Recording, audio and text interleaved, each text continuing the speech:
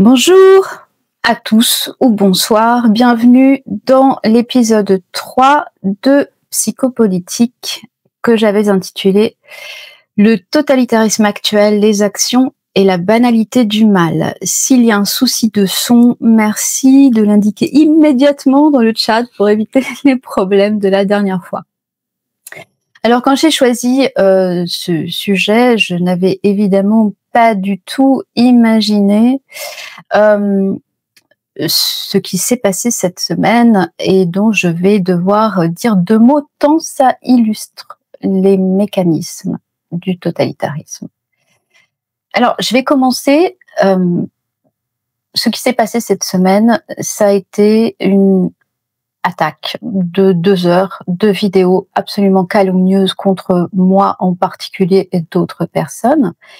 Et je renvoie en préambule à un article que j'avais écrit en novembre 2020, qui est disponible sur mon site et qui s'intitule « La calomnie, arme fatale du pouvoir harceleur ». C'est une méthode très importante du système totalitaire pour éliminer ses opposants. Donc, je renvoie à la lecture de cet article tout d'abord. Et puis aussi, en préambule, je voudrais dire plusieurs choses. Je ne comprends pas la charge des accusations dont je suis aujourd'hui la cible, dans la mesure, merci pour le son, dans la mesure où je me suis retirée, et c'est constatable, de toute action et intervention au printemps 2024. Au printemps 2024, je me suis également retirée d'Honest. J'ai démissionné de mon poste, non pas parce que je ne soutiens pas Honest, mais parce que, tout simplement, je n'en pouvais plus du harcèlement, des attaques extrêmement violentes à mon égard et des calomnies. Et tout ceci a débuté dans l'année, à l'automne 2022, après le colloque de Lisbonne me concernant. Donc au printemps 2024, et c'est important, je me suis aussi retirée des tables rondes d'Honest, et je voudrais d'ailleurs ici en profiter, parce que je prends rarement la parole sur ces sujets, pour m'excuser auprès des gens qui n'ont pas nécessairement compris ce retrait brutal, mais peut-être vous le comprenez mieux aujourd'hui que les égouts débordent. Voilà. Alors, sur les accusations, je voudrais quand même dire au préalable que tout l'agenda de mes journées est traçable. Ce que je fais, ce sur quoi je travaille, je donne des cours de latin, j'ai les ateliers savoir des anciens, les ateliers, j'écris des articles, j'écris des livres, j'ai un refuge animalier, donc me prêter des activités en plus de celles-ci, c'est vraiment me prêter des super pouvoirs. Je sais que je suis une très grande travailleuse, mais tout de même. Et donc, je voudrais préciser que je ne fréquente quasiment plus personne de cette grande famille de la résistance, à laquelle d'ailleurs je ne souhaite pas appartenir, tant elle est dysfonctionnelle. Donc, je me suis repliée depuis le printemps 2024 sur mes activités, mes amitiés réelles, mes relations professionnelles sûres, sérieuses et durables avec lesquelles je collabore depuis longtemps. Alors, si je me suis retirée en 2024, j'ai néanmoins accepté sur son insistance d'écrire le livre avec le docteur Régis Bruno, Le sexe n'est pas un jeu d'enfant, qui a donc occupé la suite de mon année. Un livre que je ne souhaitais pas écrire, non pas en raison de son importance, je considère qu'il est capital, mais en raison évidemment des problèmes que je savais de nouveau m'attirer en écrivant ce livre.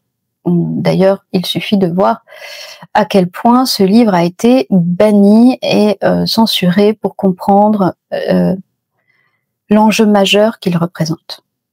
Alors, ces 2 heures de haine de vidéos créent de la confusion. Et j'ai beaucoup de gens qui m'ont contacté cette semaine en me disant « J'étais claire, je suis complètement confus maintenant, je ne sais plus quoi penser, etc. » Donc c'est évidemment le but de cette vidéo, introduire du doute, en particulier sur ma personne, sur maître Virginie Dero-Georekia et sur d'autres personnes, introduire des mensonges, de la double pensée, donc un coup un truc à droite, un coup à gauche, des injonctions paradoxales, un climat d'insécurité, de violentes attaques sur des personnes voilà, qui, en tout cas, je vais parler pour moi, je n'ai donc pas, j'ai rien fait en fait, des interventions très nocives et je pense qu'il est temps de comprendre l'importance d'arrêter de se faire manipuler par des influenceurs qui font des vidéos tous les jours.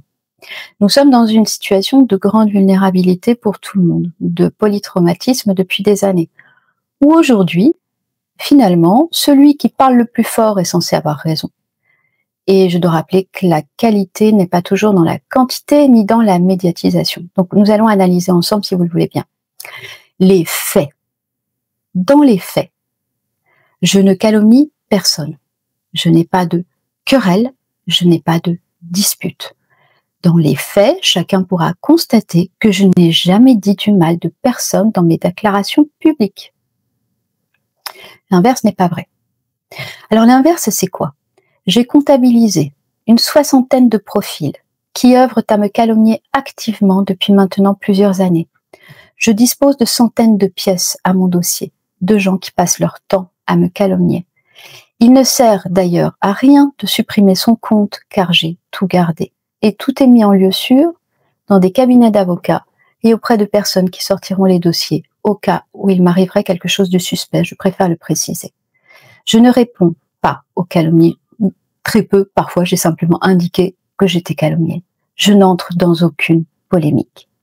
Eh bien, malgré cette absence de réaction, les calomnies continuent et s'aggravent. Nous allons en examiner quelques-unes ensemble tout à l'heure, si vous le voulez bien. Il semblerait donc qu'il faille m'éliminer de toutes les manières possibles, et je pense que c'est notamment dû au fait que je sais beaucoup de choses. Dans les opérations de calomnie publique, il y a eu notamment ce livre début 2024 de Mehdi Belhaj-Kassem, personnage auquel j'ai parlé en tout et pour tout 40 minutes dans ma vie, je lui ai accordé le bénéfice d'1 heure, et dont la présence m'avait été imposée au colloque de Pérols en septembre 2022 alors qu'il n'était pas prévu. Colloque que j'ai organisé à l'automne 2022. Je renvoie à ma lettre aux vrais résistants de février ou janvier 2024 sur mon site aussi. Alors, prenons d'abord les accusations de complot de réseaux cachés et de division. Alors, tout d'abord, je ne fréquente quasiment plus personne de ce milieu. Donc, il va falloir m'expliquer comment j'organise un réseau de division de la résistance. Ensuite, j'ai organisé 3 colloques. Premier, en septembre 2022, à Lisbonne. Deuxième colloque, septembre 2022, en Provence. Troisième colloque, le 13 mai 2023, la dérive totalitaire sur les enfants. Ces colloques fondamentaux n'ont quasiment jamais été relayés. Donc pour ma part, j'ai tenté d'unir les gens et c'est une erreur que je ne ferai plus. Parce que, je dois le dire, j'ai manqué de discernement concernant certaines personnes et je m'en excuse ici aussi, car de ce fait, je leur ai donné de la visibilité, de la crédibilité, une caution, alors que ces personnes ne le méritaient pas. Je dois aussi indiquer que des gens prétendent, car je le sais, me fréquenter ou être des amis alors que ce n'est pas le cas.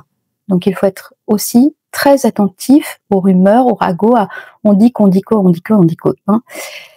J'ai écrit un article l'année dernière, je crois en février 2024, qui s'intitule « L'opposition contrôlée ou le syndicat jaune », qui était paru dans l'Antipresse 425.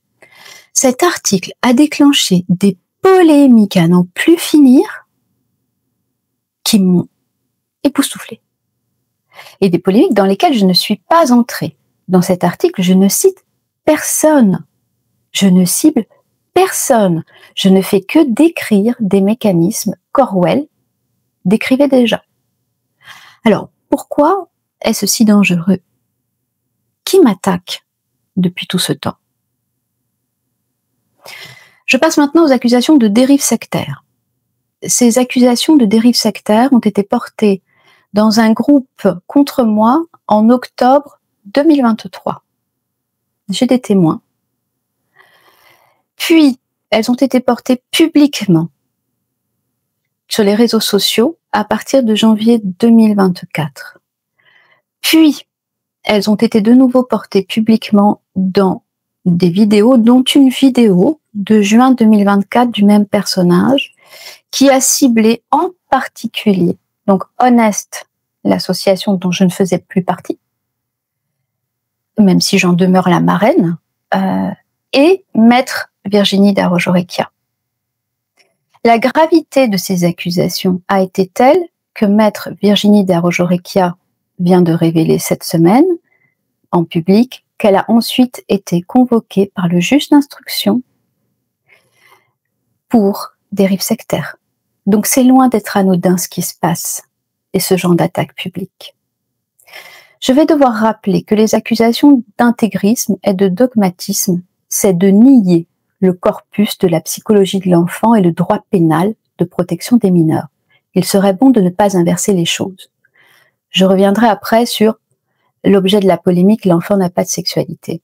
Mais je voudrais simplement rappeler que le manifeste des professionnels d'Honest date du 29 septembre 2023. En réalité, il est antérieur car nous l'avons rédigé, mais il est paru publiquement le 29 septembre 2023. Nous n'avons jamais collaboré avec la personne qui m'accuse.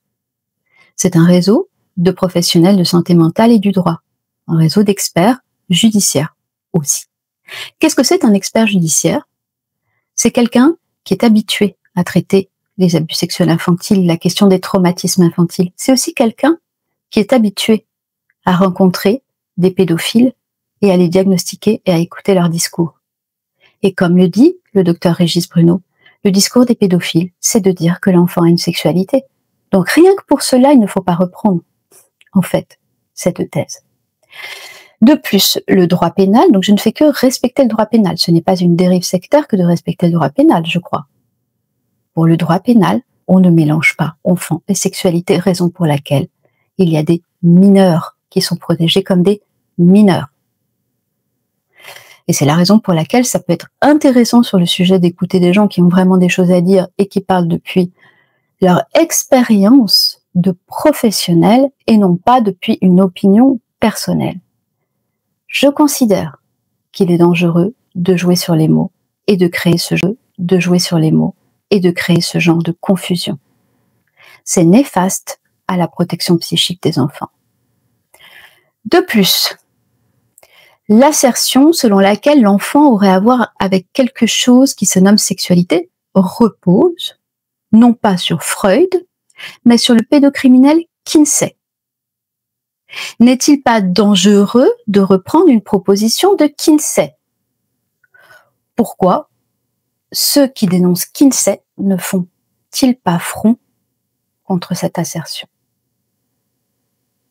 Autant de questions sur lesquelles je pense important de méditer. Sur Freud, je renvoie à notre livre « Le sexe n'est pas un jeu d'enfant ». Ce sont des pages d'arguments. Et à des arguments, on ne répond pas par des opinions, on répond par des contre-arguments. Donc je les attends avec plaisir, parce que un véritable chercheur, il aime se confronter à une argumentation opposée pour solidifier la sienne ou éventuellement la faire évoluer. Voilà. Et je renvoie bien évidemment aux travaux de mon cher Christian Dubuis-Santini. Donc, nous devons être extrêmement précautionneux concernant la protection psychique des enfants. Hier, j'avais un atelier Savoir des anciens, au cours duquel nous avons lu un texte de Quintilien, l'institution oratoire du 1er siècle après Jésus-Christ, qui parle du danger des atteintes à la pudeur sur les enfants pour leur instruction. Donc, vous voyez, c'est pas nouveau. Et on en avait tout à fait conscience, même au 1er siècle après Jésus-Christ. Alors, le hasard fait que, comme je m'étais retirée des actions, je n'avais pas prêté attention au fait que cette semaine, il y a les dépôts de plaintes en référé des parents en colère qui démarrent et qui ont été rédigés par Maître Virginie Darault-Jorechia. Donc ma question est la suivante. Pourquoi tout le monde n'est-il pas uni derrière ces dépôts de plaintes? Voilà. Je reviendrai là-dessus. Sur les accusations de plagiat. Alors, je vais faire une démonstration. à tout simplement rappeler l'histoire et aussi des faits que vous pourrez aller vérifier. La professeure américaine Judith Reisman m'a été présentée en 2017 par Farida Belgoul. Je n'ai jamais eu de réunion collective avec Marion Sigaud et Judith Reisman. Elle ne m'a pas présenté Judith Reisman. J'ai donc, à partir de la fin 2017, été en relation étroite avec Judith Reisman, au point où elle m'a accordé la préface d'une réédition de mon livre L'imposture des droits sexuels. Préface de mon livre L'imposture des droits sexuels. Donc, quand je reprends Kinsey, dont le sexe n'est pas un jeu d'enfant, je reprends des passages de la préface que Madame Reisman m'a accordée en guise de soutien à mes travaux, la préface à mon livre L'imposture des droits sexuels. Et je la cite. Je voudrais aussi savoir si Marion Sigaud a le monopole des recherches de Judith Reisman sur Kinsey, alors que Madame Reisman souhaitait le rendre accessible à tous, ce travail. Est-ce que tout le monde ne devrait pas, au contraire, diffuser les recherches de Judith Reisman? Je voudrais aussi indiquer un point sur lequel j'ai été plutôt discrète jusqu'à présent, mais que Judith Reisman a souhaité, dès fin 2017, me transmettre ses droits d'auteur en français, ce que j'ai, moi, refusé en raison d'une affaire familiale qui concernait ma grand-mère, André Girolami-Bolligné, sur les droits d'auteur. Donc, je ne me suis pas sentie du tout d'accepter cette demande, mais j'ai une réunion qui a eu lieu avec des témoins de plusieurs heures, et j'ai des échanges mails qui confirment ce que j'ai dit. Pour soi-disant que j'aurais donc plagié Madame Sigaud, eh bien, je conseille aux gens tout simplement de lire son livre et le mien. Et vous me donnerez les passages exacts de plagiat, sachant que j'ai rédigé ce livre sans avoir lu le livre de Madame Sigaud. Et que dans mon livre, L'imposture des droits sexuels, j'ai fait un travail d'analyse de texte de l'OMS que personne, à ma connaissance, n'a fait, et je suis assez tranquille que personne d'autre ne pourra le faire avec ce degré de précision, tant ça m'a demandé de dévouement et de travail, souvent nocturne, pendant des mois. Concernant le plagiat, je constate que c'est plutôt mon travail qui est plagié. En 2020, personne n'osait prononcer le mot totalitarisme. En 2025, ils sont tous spécialistes, et certains même me dénient, après avoir pillé mon travail, la paternité de la psychopathologie du totalitarisme. C'est extraordinaire. Nous devons regarder sur le temps long ce qui se passe. Qui est cohérent dans ses discours? Qui tient des doubles discours? Ce que faisaient les gens il y a 20 ans, quel est leur parcours de vie? Face à la réécriture de l'histoire à laquelle nous avons affaire, reprendre l'histoire. Oui, ça demande des efforts. Les émotions, ça se simule surtout lorsqu'on a une formation d'acteur et de théâtre. Donc, attention aux manipulations émotionnelles. Sur les accusations concernant Olivier Soulier. Olivier Soulier lui-même avait déclaré publiquement être victime d'un harcèlement avant son décès, fin juin 2023. Je dois dire que maître Virginie Darojo-Recchia et moi-même aussi sommes victimes du même harcèlement qui a débuté au même moment que pour lui.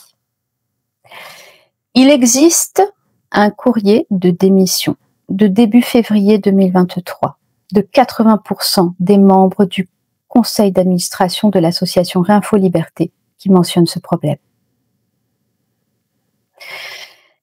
J'ai porté Olivier Soulier à bout de bras tellement il était fissuré et détruit par ce qu'il subissait. Je ne suis pas la seule à l'avoir aidé. Le jour de son décès, il avait rendez-vous avec un cabinet d'avocats pour déposer des plaintes. J'ai appelé ce cabinet pour savoir s'il s'y était rendu. Il ne s'y est pas rendu. Il n'a pas répondu au téléphone. Et maintenant, ce serait moi qui serais responsable de quelque chose. On a affaire à une inversion accusatoire extrêmement grave. Les problèmes ont commencé à la suite du colloque de Lisbonne en septembre 2022. Vous aurez d'ailleurs du mal à trouver les interventions d'Olivier Soulier, de Virginie Darault-Joricka et de moi-même lors de ces colloques de septembre 2022 sur Internet. Vous trouverez un petit peu sur ma chaîne YouTube. Ailleurs, censure.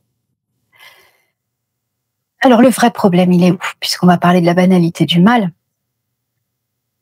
Comment est-il possible que des gens se fassent le relais de ces calomnies sans jamais prendre l'autre son de cloche? Comment se fait-il que des gens se laissent embarquer par leurs émotions de la part de quelqu'un qui se dit victime et en danger? Alors, je vais demander quelques minutes de réflexion. Est-ce que quelqu'un qui est réellement victime, il s'exhibe durant 2 heures de vidéo sur Internet, ou est-ce que généralement le comportement est plutôt le suivant? Le repli, la honte d'être victime, le sentiment de culpabilité, le traumatisme. Je laisse les gens réfléchir à ça. Je vous avertis d'ailleurs que j'ai le séminaire sur la manipulation qui sort la semaine prochaine, si vous voulez vous former davantage, et le livre aussi bien sûr, en septembre, si vous voulez vous former davantage à toutes ces techniques d'inversion. Voilà. Donc, le mécanisme est le suivant. Donc, on diabolise quelqu'un, ici en l'occurrence moi, dont on se dit victime, sans aucune remise en question personnelle, à coup de renfort, d'un mélange, j'appelle ça une bouillabaisse d'amalgame, et à coup d'émotion. Donc, je conseille à tout le monde d'utiliser par exemple Scribe, qui est un logiciel gratuit. Vous extrayez le texte, et puis, à tête froide, vous étudiez réellement la solidité des arguments. Comment se fait-il que certains n'écoutent qu'un seul son de cloche? Moi, je ne fais pas d'esclandre en public, je m'en passerai bien, je travaille. Et d'ailleurs, depuis 2 ans, avant cette semaine, je n'ai, moi, commis qu'un seul message public, sans attaque personnelle, en juin 2024, où je disais que cette personne m'avait bloqué, ce que cette personne a d'ailleurs reconnu.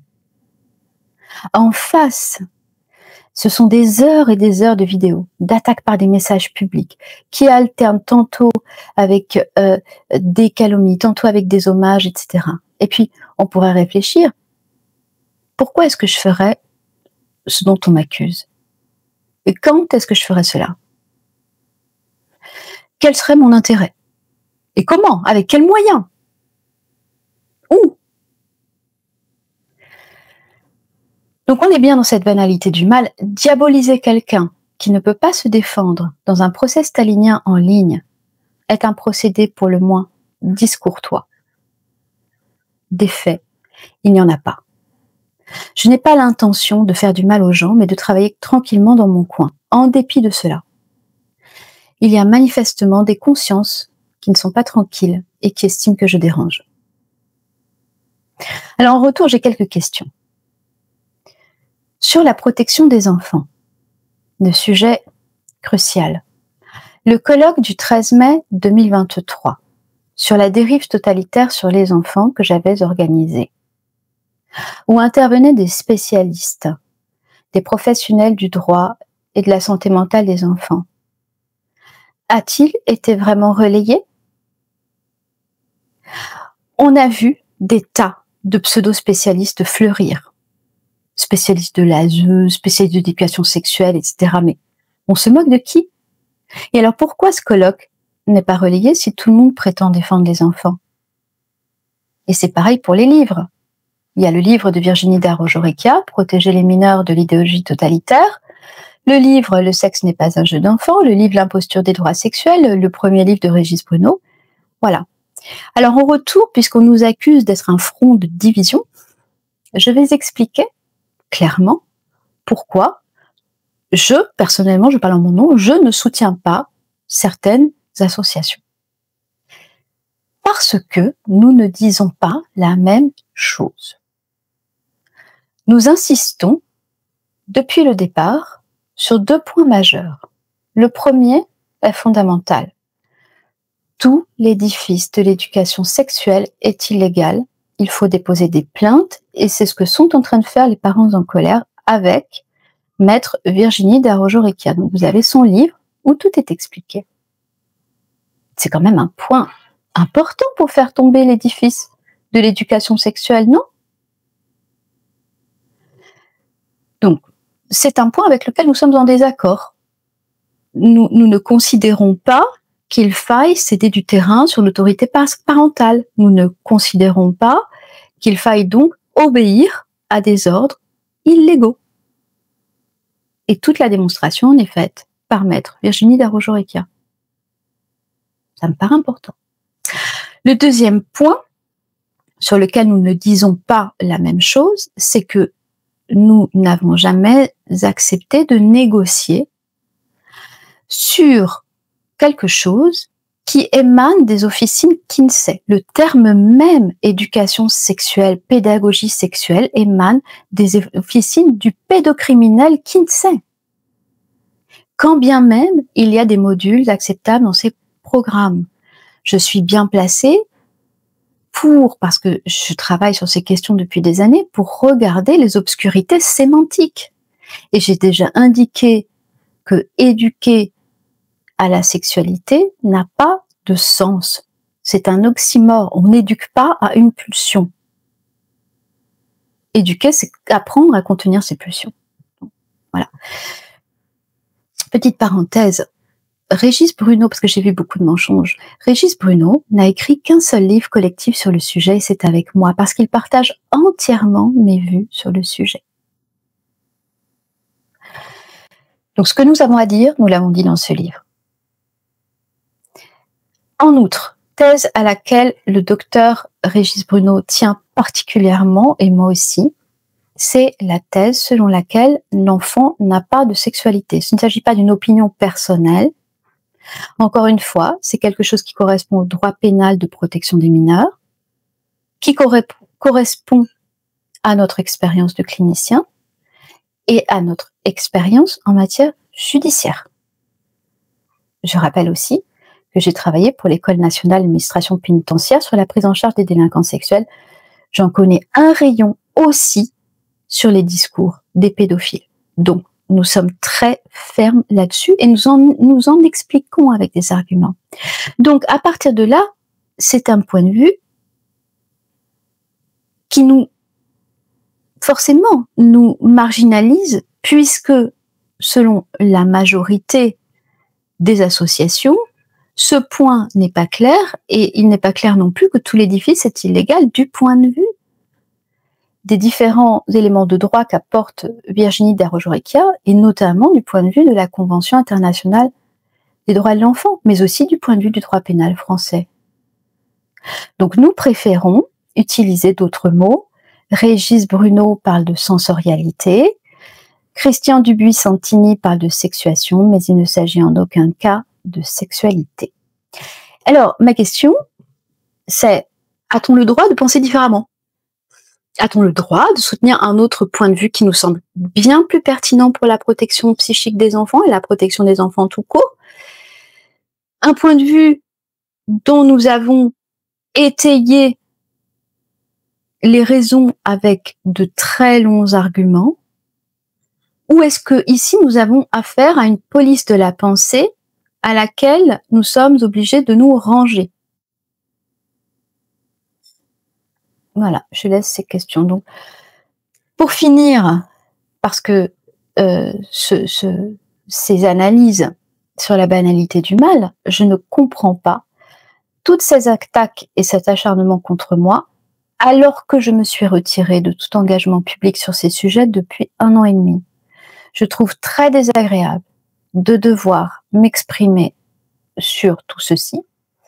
Régulièrement, on me conseille de laisser courir, mais malheureusement, je le fais parce que je vois que les gens se font tellement influencer et manipuler qu'il faut bien de temps en temps dire quelque chose. Me concernant, je fais un travail que tout un chacun peut lire et étudier pour se faire une idée de à quoi et à qui nous avons affaire. Donc ça tombe bien, je renvoie à mon livre sur la manipulation, donc disponible aujourd'hui en précommande et qui arrive fin septembre dans les librairies. Donc on pourra se former et étudier tous les mécanismes, parce que ce qui m'importe, c'est que chacun s'autonomise. Moi, je ne suis pas là pour dire vous devez penser ceci, vous devez penser cela, ou suivez-moi parce que j'ai raison et je vous dis et je vous jure, et je vous jure que j'ai raison. Non, je vous demande de penser par vous-même, et vous le savez, c'est la raison pour laquelle vous me suivez, parce que vous êtes des esprits libres. Voilà. Psychopathologie de la paranoïa, psychopathologie du totalitarisme. Aujourd'hui, nous ne sommes pas dans une époque où nous pouvons faire l'économie de penser par nous-mêmes. Moi, je donne les outils. Cela suppose de reprendre confiance en nous et en notre discernement, en notre instinct, en notre intuition, en notre rationalité. Cela suppose de travailler sur sa sécurité intérieure pour cesser de se faire manipuler à la peur. Ouh, bouh, Ariane, c'est une méchante sorcière complotiste qui fait des complots dans le dos de la résistance. C'est une manipulation à la peur. Ça suffit de se laisser manipuler à l'empathie. Ah, le pauvre, il est victime. Voilà, alors qu'on n'a pas de preuves. Ça suffit de se laisser séduire par tous ces gens qui occupent l'espace médiatique en permanence, qui commentent tout, qui commentent rien, comme si nous n'étions pas capables de penser par nous-mêmes. La banalité du mal, elle est là. Elle est précisément là. C'est la raison pour laquelle j'insiste depuis longtemps sur le travail sur sa sécurité intérieure, pour éviter ces ballottements émotionnels et retrouver le calme de la raison, de la rationalité. Donc je donne régulièrement des outils pour les gens. Alors, justement, on voit bien que, et vous le savez, j'ai largement travaillé ce que j'ai appelé la contagion délirante. Ça, vous le savez, si vous lisez mes travaux, la contagion délirante, c'est un concept que j'ai créé il y a très longtemps et que j'ai continué d'approfondir, c'est-à-dire, qu'est-ce qui est contagieux? Pourquoi est-ce qu'on entre dans le propos de quelqu'un et qu'on se laisse avaler dans son propos sans discernement? Ce qui est contagieux, c'est le traumatisme. Or, aujourd'hui, il faut prêter attention au fait que énormément de gens sont traumatisés, sont noyés dans un tissu d'informations où ils ne savent plus, et c'est fait exprès, discerner la vérité du mensonge, et sont tellement déstabilisés qu'ils cherchent des figures tutélaires auxquelles se raccrocher. Or moi, je vous dis, soyez votre propre figure tutélaire. Voilà, pour ne pas devenir soi-même un agent du mensonge, un agent du délire parce que l'on a été manipulé. Je rappelle que on est manipulé par les émotions et par les discours paradoxaux et les confusions sémantiques. Donc je vais vous conseiller, ceux qui vont suivre mon séminaire sur la manipulation, vous verrez, nous en parlerons beaucoup, un livre que je vais vous conseiller d'ailleurs de lire, je ne sais pas si vous voyez, c'est Ainsi fragile vernis d'humanité de Michel Terenchenko, bon c'est un peu à l'envers, banalité du mal, banalité du bien. Et ce livre est absolument extraordinaire j'en ai parlé déjà à de nombreuses reprises dans le séminaire Penser le phénomène totalitaire, dans les groupes, parce que il nous montre que dans la banalité du mal, en réalité, qui est permanente, parce que je suis désolée, mais relayer le tissu de calomnie à l'égard de Maître Virginie Darajo-Recchia et de moi-même, c'est participer à la banalité du mal. Eh oui. Et donc, il dit bien, ce n'est pas une question d'égoïsme, on peut tout à fait être quelqu'un, même avec des principes moraux. Même avec des principes moraux, on n'est pas forcément un salaud quand on est dans la banalité du mal. Mais qu'est-ce qu'on a perdu, nous dit Michel Terestchenko, qui est un très grand philosophe politique. Il dit on a perdu la présence à soi. Je vais vous lire quelques passages. Il propose d'opposer l'absence à soi à la présence à soi. Absence à soi, ça c'est la banalité du mal. D'une individualité défaillante, inconsistante, prête à succomber à toutes les formes de domination, d'asservissement et de passivité, mais non pas nécessairement dénuée de tout sens moral.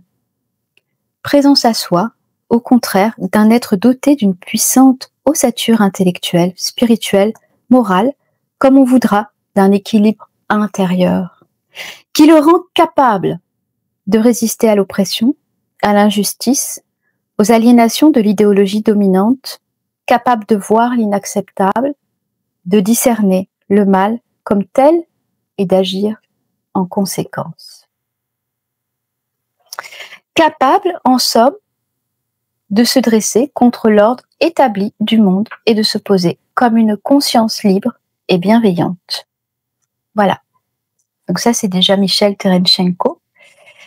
J'ai une petite question pour la technique, puisque je vois un grand écran violet, savoir si tout va bien dans la technique. Ah bah c'est bon, d'accord, ça va.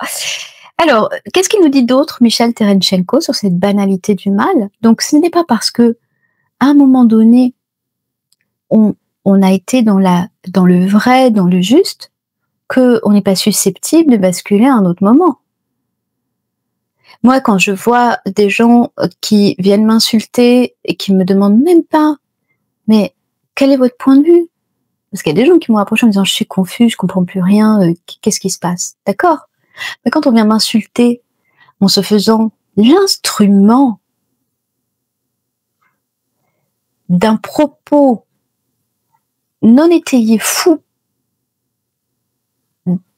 qui se dit victime et me diabolise, eh bien là, on est dans la banalité du mal. Donc, je vais aussi lire Michel Terestchenko. Seul celui qui s'estime et s'assume pleinement comme un soi autonome peut résister aux ordres et à l'autorité établie, prendre sur lui le poids de la douleur et de la détresse d'autrui, et lorsque les circonstances l'exigent, assumer les périls parfois mortels que ses engagements les plus intimement impérieux lui font courir. Alors l'édition, moi celui que j'ai, c'est l'édition La Découverte, donc je pense qu'il y a peut-être pas d'autres éditions, et d'ailleurs je ne sais même pas s'il est encore édité, mais enfin, il faut vraiment vous le procurer. C'est un livre absolument extraordinaire de philosophie politique, Michel Terestchenko. Donc, si on parle de cette banalité du mal, je trouve extrêmement intéressant de le concevoir comme cette absence à soi. C'est bien par cette absence à soi que des gens ont besoin d'idolâtrer d'autres figures qui vont leur dire quoi penser.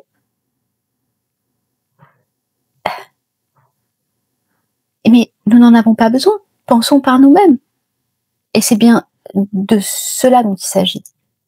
Alors, il y a un autre procédé qui fait partie du système totalitaire et dont je voulais parler aujourd'hui, qui a fait l'objet de mon abécédaire du totalitarisme aujourd'hui dans l'Antipresse, sont les 2 minutes de la haine, qui est un procédé très important d'Orwell. En fait, plus nous avançons, plus je me rends compte que 1984 et les autres livres d'Orwell sont d'une profondeur et d'une intelligence pour comprendre la situation que nous vivons presque inégalée.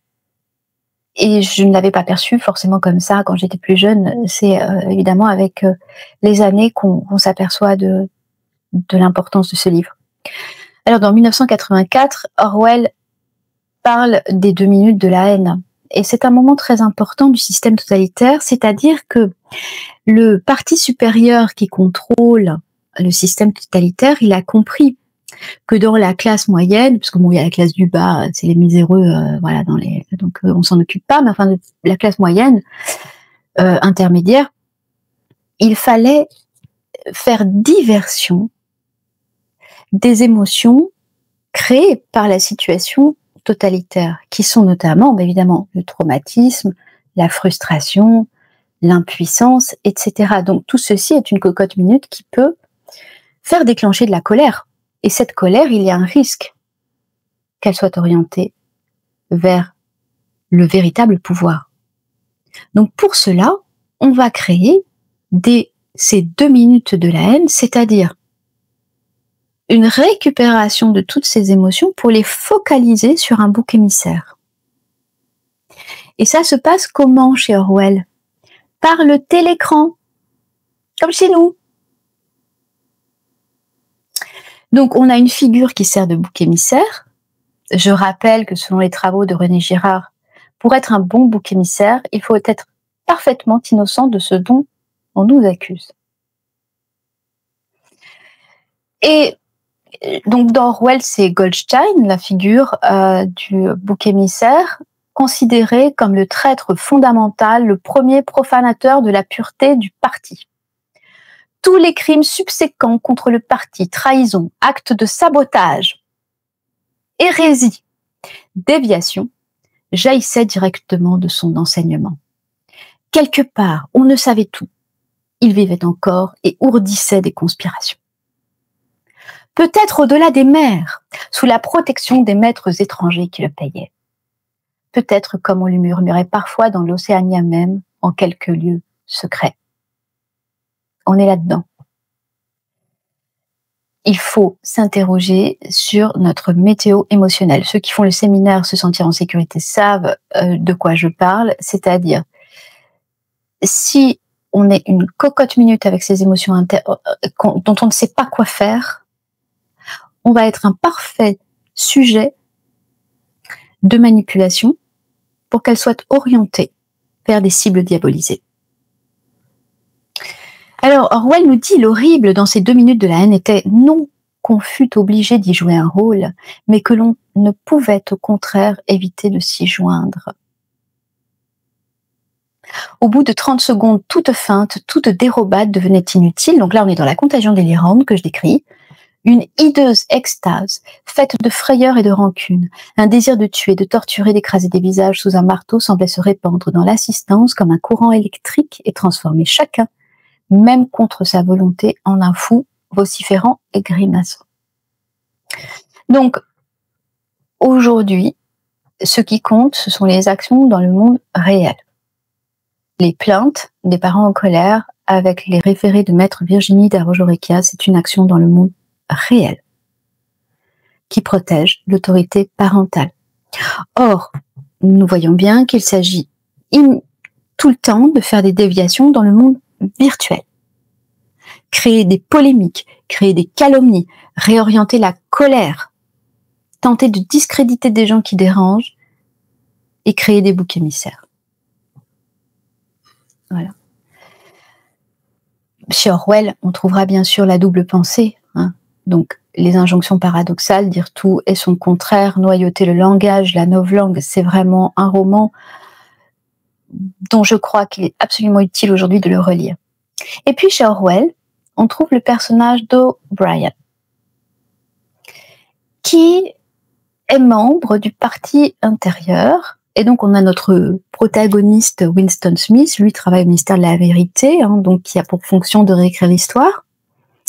Et donc, quand notre protagoniste va commencer à se poser des questions, il va être approché par O'Brien, qui se présente comme un membre de la fraternité, qui cherche à renverser le parti. Donc, il se présente comme une figure de la résistance.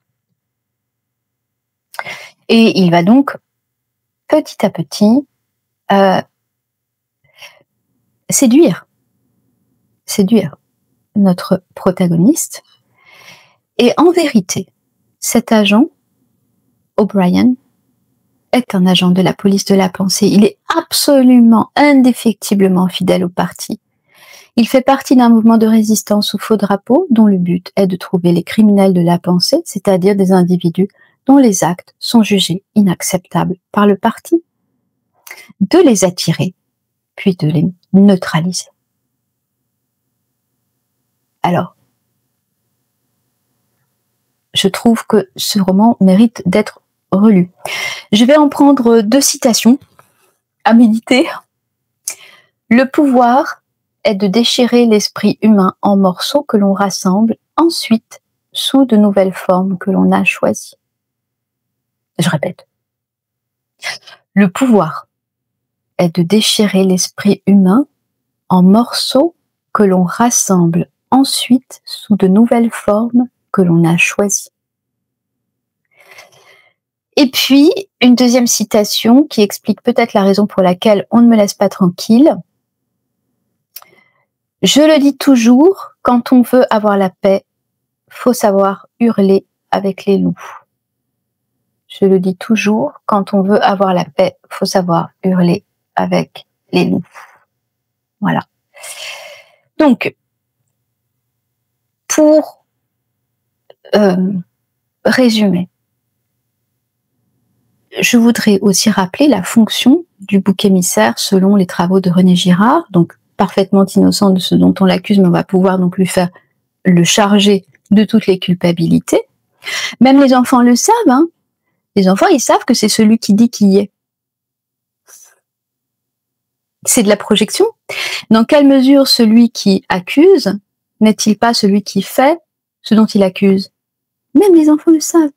Alors, la nature de la projection, vous trouverez ça dans Psychopathologie de la paranoïa, dans mon livre, et notamment vous trouverez le délire d'interprétation de signes. C'est-à-dire comment on prend deux signes ensemble qui n'ont rien à voir, on les joint et on crée un récit là-dessus. D'accord? Donc, vraiment très important, hein, Psychopathologie de la paranoïa, je sais que c'est pour les professionnels, mais il y a quand même des éléments qui permettent, qui sont importants à connaître. Hein.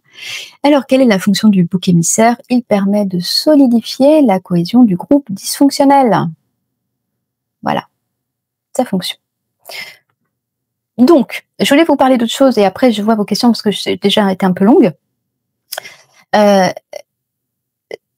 On me demande un peu les anticorps. Les anticorps, il faut travailler par soi-même. On ne va pas acquérir une autonomie de pensée, de discernement, d'esprit critique par la magie du Saint-Esprit. Il faut s'autonomiser dans la pensée, ça veut dire, ça suppose de faire des efforts et de sortir évidemment d'un certain confort. Alors, l'intitulé, non. Penser le phénomène totalitaire, c'est un séminaire sur le phénomène totalitaire. Pardon, je prends la question. C'est un séminaire sur le phénomène totalitaire, donc en 8 modules avec des bonus, etc. Donc, qui, une fois que vous l'avez suivi, peut vous donner accès, donc, si vous le souhaitez, c'est pas obligatoire, à suivre les groupes en direct avec moi, groupe confirmé du mercredi, où on travaille ensemble, diverses questions, on parle de vos besoins, etc., etc. Le séminaire sur la manipulation, harcèlement, la psychologie du pouvoir, décrypter la psychologie du pouvoir, il n'est pas encore sorti. Je finis, on est vraiment en train de fignoler le montage. Ça va être un séminaire très approfondi. Vraiment, j'ai mis plusieurs mois à le construire. Et à mon avis, très exhaustif. Je n'en vois aucun qui soit aussi exhaustif à ma connaissance, qui va donc sortir la semaine prochaine. Donc ça, si j'y arrive, parce qu'évidemment, je prends toujours du retard aussi avec, et c'était le but aussi, hein, c'est évidemment de me faire sortir de ma tranquillité de travail. Donc voilà, ce sont deux séminaires différents. Et puis après, vous avez le séminaire Se sentir en sécurité, pour ceux qui ont compris l'importance de travailler son socle émotionnel intérieur pour ne plus se laisser manipuler. Tout à fait, relire Gustave Le Bon, Psychologie des foules, on est exactement là-dedans, dans cette contagion émotionnelle. Après, je voulais vous recommander d'autres petites lectures et puis voir après vos questions. Un livre, oui Stéphanie, un livre très intéressant que j'ai pas fini, que m'a conseillé Nadia là, mais je vous le conseille aussi, c'est donc de Dos Santos, La femme au dragon rouge. Alors c'est sur alors évidemment ça part dans tous les sens que c'est les pages qui sortent, mais c'est sur et bien évidemment un système totalitaire en Chine et comment encore une fois les gens se laissent diviser, fissurer à l'intérieur. Alors je vais prendre une petite citation. N'oubliez jamais les sages paroles de Sun Tzu. Tous les conflits sont fondés sur la dissimulation. Dissimulation. Par conséquent, quand nous sommes prêts à attaquer, nous devons apparaître comme incapables de le faire. Lorsque nous sommes actifs, paraître inactifs. Lorsque nous sommes proches, faire croire à l'ennemi que nous sommes loin. Lorsque nous sommes loin, lui faire croire que nous sommes proches. Vous voyez, un livre quand même tout de même assez intéressant, avec une belle compréhension des mécanismes psychologique du totalitarisme, qui encore une fois est un système, c'est-à-dire que ce n'est pas parce qu'on change de gouvernement, et là je renvoie aux actions pour renverser le gouvernement par exemple, qui sont des appels divers et variés que j'ai pu voir, et je pense que c'est totalement stérile. Voilà, je le dis parce que vu ce qui se passe, vu que des gens se laissent happer dans des manipulations aussi grossières comme on l'a vu cette semaine, voilà, il faut commencer par la base. Il y a un film aussi très intéressant, donc je vous conseille, qui s'appelle Les graines du figuier sauvage, et qui se passe en Iran.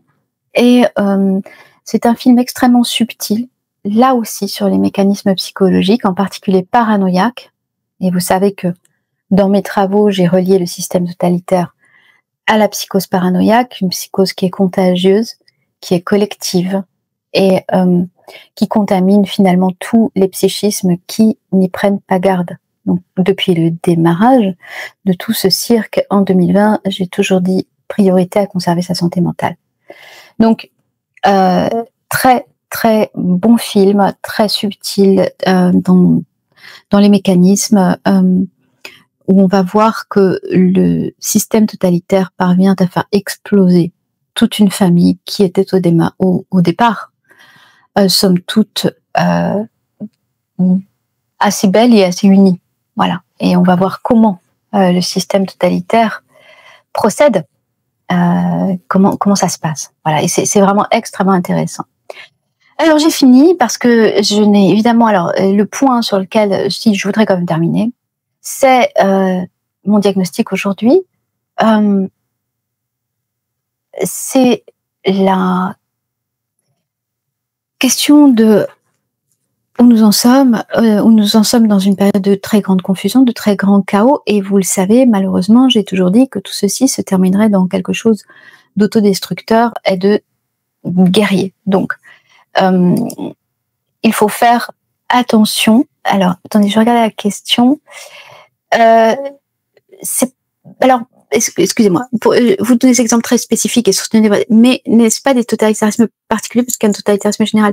Alors, il faut comprendre que moi, j'aborde le totalitarisme du point de vue de la philosophie politique d'une part, d'accord? Donc là, il va y avoir effectivement l'affiliation aux travaux de philosophie politique, mais je l'aborde du point de vue de ce que j'ai créé, c'est-à-dire la psychopathologie du totalitarisme. Et donc, pour moi, il y a des liens entre le micro et le macro. C'est-à-dire que je parle d'îlot totalitaire. Par exemple, îlot totalitaire au travail, ça veut dire, et c'est là où ça va se différencier avec la philosophie politique, qui va toujours considérer que le totalitarisme est lié aux masses.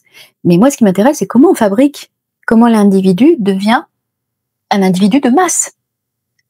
Quels sont les mécanismes subtils, détaillés, par lesquels on fait entrer quelqu'un dans la banalité du mal.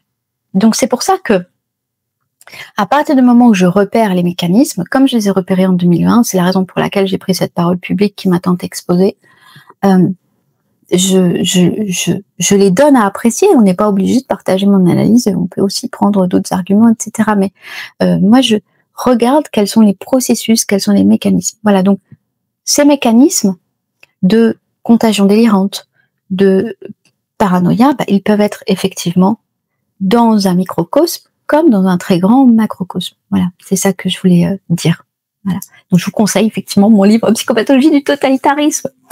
Donc on va, à mon avis, s'orienter vers de plus en plus de violences. La raison de ces violences est d'une part qu'elles sont instrumentalisées, qu'elles servent bien évidemment la mise en place du programme mondial du totalitarisme transhumaniste. Ensuite, donc, je pense que, quelle que soit la nature des violences, elles servent. Donc, elles servent. La confusion, le chaos, la violence, ça sert.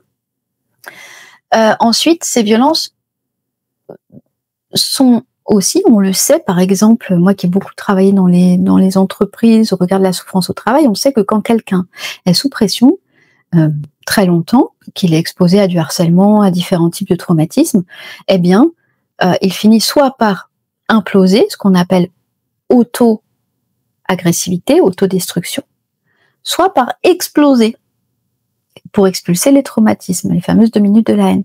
Donc, on risque effectivement d'entrer dans une période extrêmement tangente. Évidemment, ce que je vous conseille, c'est d'être, encore une fois, extrêmement attentif aux manipulations. Et je pense que plus on se forme, plus on acquiert des outils, que ce soit sur de connaissances personnelles de soi-même, parce que effectivement, plus on se connaît, moins on est manipulable. Et puis aussi des expériences de vie, mais aussi de manipulation, encore une fois, plus subtile dans la langue. C'est à ça qu'on repère beaucoup de choses. Et malheureusement, comme nous l'avons vu hier en Savoir des anciens, on a perdu beaucoup d'enseignement de la rhétorique, et aujourd'hui les gens sont totalement démunis au regard des manipulations de la langue. Voilà. Et c'est de ça dont ça parle. Donc ça veut dire aussi, qu'est-ce que ça veut dire? Un discours, c'est pas seulement écouter une voix, une posture, etc. Ça c'est du décor. Un discours, c'est le contenu. Donc c'est le contenu, aller le lire à tête reposée, analyser ses arguments, regarder sa progression et se faire confiance. Faites-vous confiance dans l'analyse. Dès que vous sentez qu'il y a quelque chose qui cloche, c'est pas forcément vous. C'est peut-être ce qu'il y a en face de vous. Voilà. Alors, je vais prendre peut-être, je sais pas, une dernière question. Alors, quelle force et entité mettent en œuvre ces programmations et conditionnements aliénants qui parasitent la conscience humaine? Moi, je n'ai pas toutes les réponses. Il y en a qui font différentes hypothèses. C'est une chose. Moi, je considère qu'on doit avoir un raisonnement scientifique. C'est-à-dire que tant qu'une hypothèse n'est pas invalidée, elle reste ouverte. Voilà. Mais en revanche, dans mon travail, et je voudrais le dire aujourd'hui, et je pense que c'est aussi ce qui dérange beaucoup, j'ai constaté que pour moi, en tout cas, dans mon expérience clinique, dans mes travaux, la cause des causes, comme dit Thucydide, l'historien, c'est l'abus sexuel infantile. Et je ne suis pas la seule à le dire, d'autres l'ont dit avant moi. Et c'est la raison pour laquelle les choses sont liées. C'est-à-dire le désir de sexualiser les enfants et la suite des projets et des programmes guerriers. Voilà. Tout à fait. Le rôle des chaînes d'infos, maintenir dans un état de choc et puis de surcharge d'informations. On n'a pas besoin de surcharge d'informations. On n'a pas besoin d'être brinque-ballé ici, là, il y a des sujets importants, il y a des sujets prioritaires, mais il faut aussi regarder ce qui nous détourne. Ce qui nous détourne de nous-mêmes et ce qui nous détourne effectivement d'actions voilà, concrètes qui sont productives, quoi. Voilà. Eh bien, j'en ai parlé en début d'émission de ce courrier d'émission d'administrateur de Réinfo Liberté de début février 2023 qui mentionnait déjà ce que nous subissions, Olivier Soulier, Virginie Darojo-Recchia et moi-même. Voilà. Voilà. Donc, on a eu un exemple très concret de la banalité du mal, des méthodes utilisées pour faire taire des gens. Je pensais important, même si j'avais pas du tout envie de faire ce point, mais je pensais important de le faire, ne serait-ce que pour remettre en route la réflexion chez des personnes qui se sont retrouvées paralysées par l'émotion. Et puis, que vous dire d'autre? Je vous remercie de votre soutien. Vous pouvez aussi me dire ce que vous souhaitez dans le prochain épisode psychopolitique. Bon, j'essaye d'en faire un tous les 3 mois, on va dire. Hein, d'accord? Ce que vous souhaitez que j'aborde dans le prochain épisode, mais on va voir aussi au fur et à mesure de l'actualité. Voilà. Bon, ben ça y est, on a passé 1 heure. Je vous remercie. Merci vraiment de tout votre soutien. Merci aussi à ceux qui ne se sont jamais laissés déstabiliser et ils se reconnaîtront. et qui me soutiennent depuis longtemps et qui ne se sont jamais laissés ni détourner, ni déstabiliser. Oui, donde vamos, merci à toi en particulier. Et pas que toi, évidemment, bien d'autres, hein, mais voilà, d'être d'être là et bien, on continue. Merci à vous et soutenez les parents en colère et honestes. À bientôt.